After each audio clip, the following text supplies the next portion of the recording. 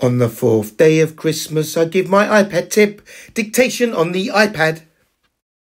In today's tip, we're going to look at the Notes app and how you can dictate and then get the iPad to read back what you've dictated. Before we start, we need to turn on the feature that allows the iPad to read back text. So go into the Settings app, then go to Accessibility and then Spoken Content. Make sure you turn on Speak Selection. We'll come back to that later.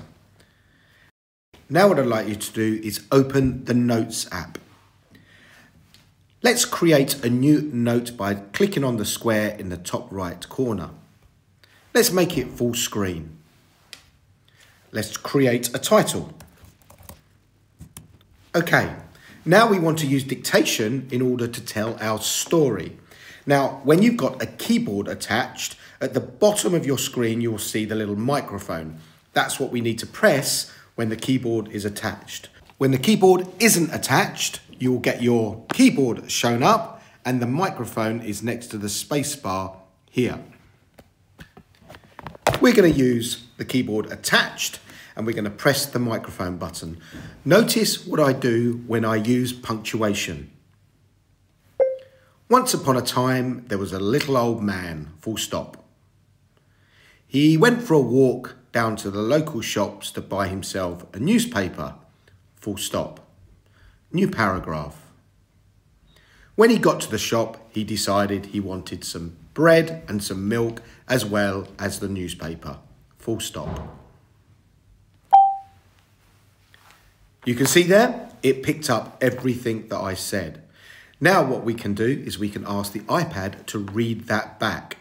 If you double tap on a word, you can drag the little handles there, or you can triple tap and it will select the whole sentence, and then you can drag that down if you want more. We're just going to do the first sentence here.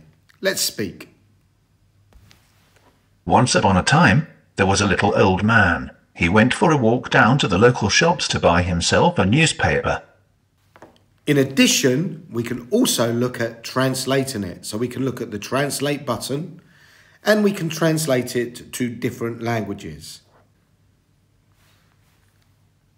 Il était une fois un petit vieil homme. Il est allé se promener dans les magasins locaux pour s'acheter un journal. We can replace the translation, we can copy that translation, we can even open it in the Translate app. So that is dictating on the iPad and the iPad reading it back.